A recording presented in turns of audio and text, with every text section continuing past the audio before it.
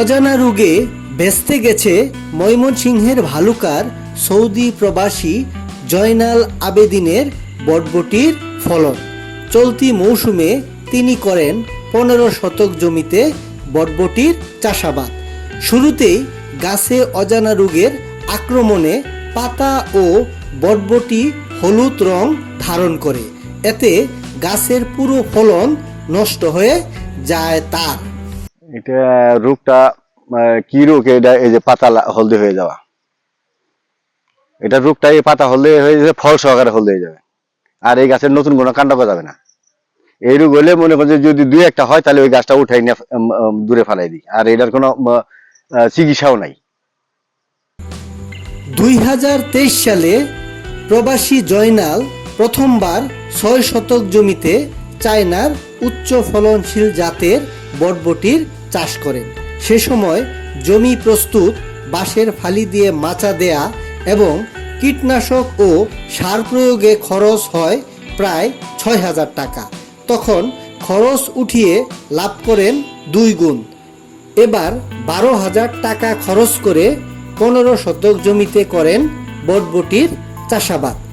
এই বীজটা আমি বাজার থেকে কিনে এনে লাগাই। লাগানোর পর মোটামুটি পরিচর্যা করি 15 দিন 20 দিন পরে থেকে আপনার এটা মাচা তৈরি করতে হয়। মাচা তৈরি করার পরে মাচাতে উঠলে তখন আপনার কীটনাশক, সার, জৈব সার, রাসায়নিক সার ব্যবহার করতে হয়। রাসায়নিক সার ব্যবহার করার পর যখন গাছে ফল দেখা দিব তখন মনে করেন যে কিছু ভিটামিন জাতীয় কিছু গাছের খাবারের জন্য আছে, এটা প্রয়োগ করতে হয়। এটা প্রয়োগ করলে মোটামুটি ধরনের যখন ফল আসা শুরু হয় তখন আর তেমন হয় না, আক্রান্ত হয় না। অজানা রোগের কারণে ফলন ভালো না হওয়ায় সব মিলিয়ে ক্ষেত থেকে 4,000 টাকার বটবটি বিক্রি করতে পেরেছেন। লাভ তো দূরের কথা, খরচই উঠবে না তার। 3-4 হাজার টাকার মতো আমার আসছে, টোটালি 3-4 হাজার টাকা। না, পুরো টাকা আসার সম্ভাবনা নাই। ক্ষেতের যে লক্ষণ, পুরো টাকা আসবে না, আমার চালান টাকা আসবে না। গতবার আপনার কেমন টাকা লাভ হয়েছিল? দ্বিগুণ হয়েছিল। ক্ষেতটি করতে জয়নাল আবেদিন কৃষি কর্মকর্তার পরামর্শ নেয়নি, তবে স্থানীয় বীজ ব্যবসায়ী ও ওষুধ কোম্পানির লোকদের কাছ থেকে পরামর্শ নিয়েছেন। এমনি ওষুধ কোম্পানির লোক আসে যায়, ওরাই যে থিওরি দেয়, ওদের থিওরি কিছুই করি, নিজের থিওরিতে কিছু ই করছি। কোনো কৃষি অফিসার কোনো আমাদের এদিকে আসেই না। তিনি ছাড়াও তাদের এলাকায় আরো 2 জন বটবটির ক্ষেত করেছেন।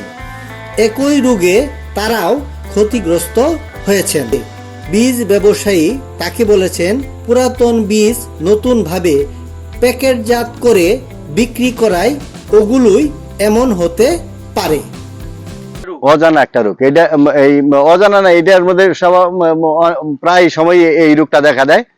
আমি যতটুকু জানতে পারছি, ওই যারা বীজ কোম্পানিতে লোক আছে, বীজ ডিলার যারা, ওরা এতটুকুই বলছে যে এই বীজগুলা যে ডেট দেওয়া থাকে, হয়তো পুরাতন বীজগুলা ওরা আবার প্যাকেটজাত করে নতুন করে ডেট দিয়ে লাগায়, এই কারণে বীজের সমস্যা হয় বা গাছের চারা গাছের সমস্যা হয়। প্রবাসী জয়নাল জানান, বটবটি একটি লাভজনক চাষাবাদ। আগামীতেও তিনি বটবটি চাষ করার কথা ব্যক্ত করেছেন। আমি অবশ্যই করবো, এটা লাভজনক একটা ফসল। আমি এই অল্প কিছুদিনের মধ্যে আবারও কিছু জায়গা লাগাবো, কারণ শীত সময় এটা হয় না।